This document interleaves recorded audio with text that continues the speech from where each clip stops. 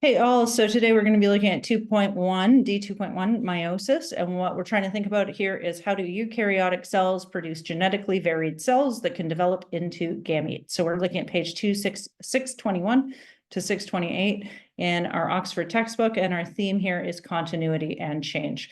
And so when we are thinking about chromosomes, species have specific numbers of chromosomes, and chromosomes are long strands of DNA which contain thousands of genes each, and genes code for specific traits. They are in the same order on each chromosome, but they might have small variations, and those are called alleles. And one set of your chromosomes, that's the paternal one here, this purple one, comes from dad, and the pinkish one, red one here, comes from mom, the maternal chromosome. And so these two together are homologous chromosomes. So if we say that this is chromosome 1, we have one chromosome from dad, chromosome 1 from dad, one chromosome 1 from mom, and those are homologous. And on these chromosomes, at the same location, the locus, they're going to have whatever R codes for. So let's say that means you have blonde hair, which is not coded for by only one allele, or one even gene on a chromosome, but let's say that. And then P here is coding for your blood type, which isn't actually, it would be represented with an I, but either way. So we can see here some different variation combos. So we have two of the same allele, that's homozygous dominant because it's that capital letter A. In here, we have two of the same recessive alleles. And so if we were talking about blood type, for example, A blood would be a dominant allele. O blood would be a recessive allele. And then if you had the heterozygous version, so you had an allele for A and an allele for O, you would have the two different letter shapes. And we'll talk more about this in genetics, but just so you can see what this looks like on chromosomes. So diploid cells, those are like skin cells or liver cells or hair cells, have 2N, meaning they have one chromosome from mom, one chromosome from dad for all of your chromosomes. And so humans have 23 pairs of chromosomes. And so you have one from mom and one from dad for every one of those. And so all of those cells are 2N except for gametes. And 2N cells can be made through mitosis. When my skin cell reproduces, it is a 2N cell. But in sexual reproduction, we have a 1N cell, a gamete, and a 1N cell, a gamete, sperm cell, and egg cell. They join together in sexual reproduction to make a 2N cell. And the joining of those haploid cells and the making of those haploid cells is the purpose of meiosis, because otherwise you would end up with a 2N cell joining with a 2N cell, and then you'd have a 4N. And then you'd have a 4N cell and a 4N cell joining together, and you'd have an 8N. And so your nucleus would very quickly just be full of DNA. So the purpose of meiosis here is to make gametes for sexual reproduction that are 1N. And initially the DNA is going to copy itself, and this is similar to mitosis.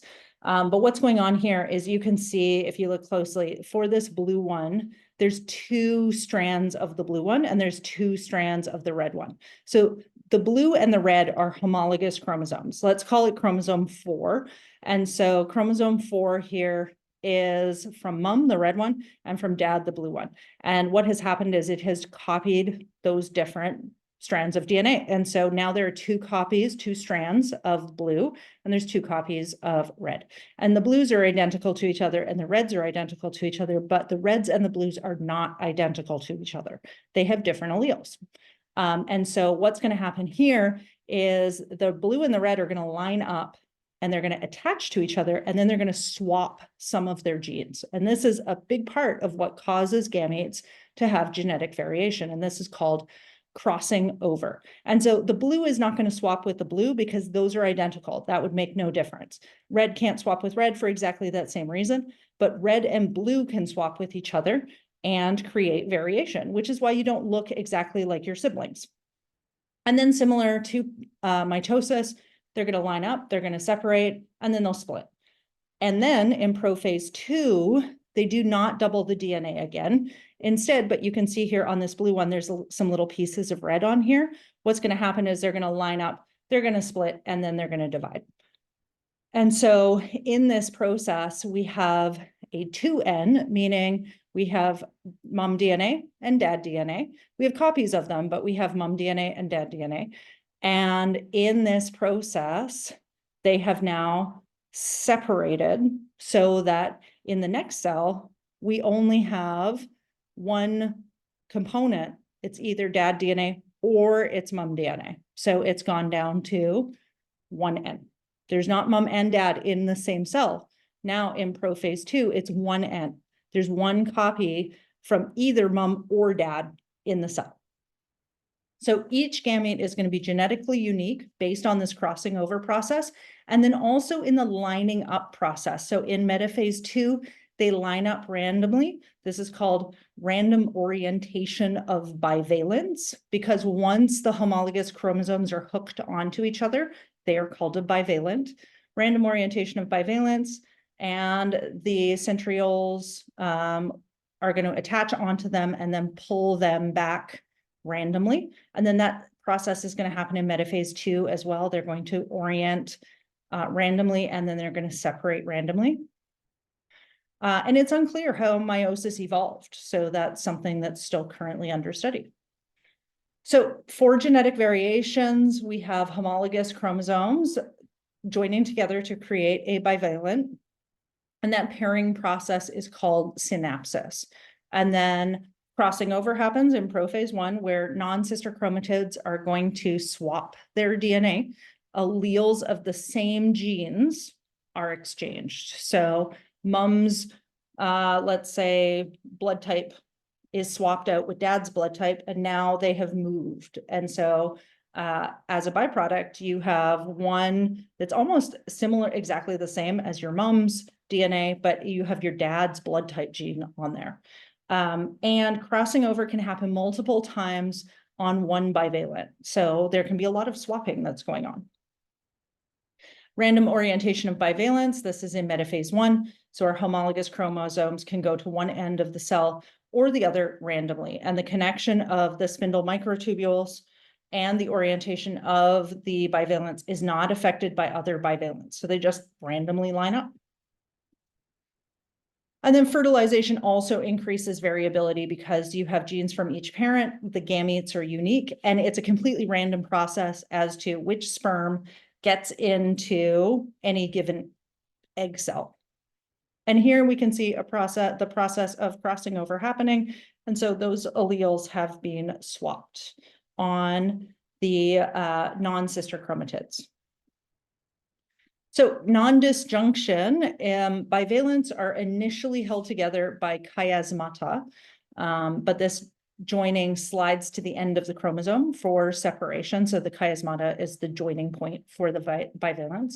And when the bivalents are done swapping alleles, the chiasmata slide to the end, so then the cells can separate properly. And separation is called disjunction. When bivalents or chromatids don't separate properly, this is called non-disjunction and can result in non-viable gametes or embryos. And this can happen on any chromosome, and it can happen in anaphase 1 or anaphase 2, where the separation doesn't happen. And so they are lined up, and then the spindle microtubules attach and they're ready to pull. But then instead of pulling them apart, one whole set pulls together.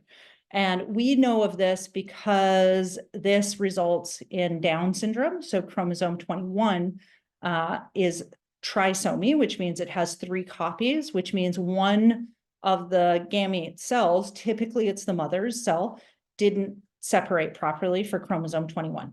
And obviously we know people who have Down syndrome potentially. We certainly know of people who have Down syndrome, and they are a viable life. And so in non-disjunction of other chromosomes, chromosome 21 is quite small, but if you had a non-disjunction of chromosome 1 or chromosome 2, then you wouldn't have a viable fetus. And non-disjunction tends to occur more and more as a woman ages. And so you can see here, as a woman reaches about 40, then the likelihood of non-disjunction is going to increase. But non-disjunction in Down syndrome fetuses or offspring is not the only type that can result in genetic abnormalities that are living humans. Other genetic conditions such as XXY can occur as well. So to summarize, meiosis makes gametes that are 1N for sexual reproduction. This is similar in process to mitosis, but includes 2 divisions, crossing over, and random orientation of bivalence, which increases genetic variability. Additionally, fertilization also increases genetic variability. Non-disjunction is improper separation of chromatids and can result in Down syndrome as well as other genetic conditions. And that is it for this video. Thank you very much for watching.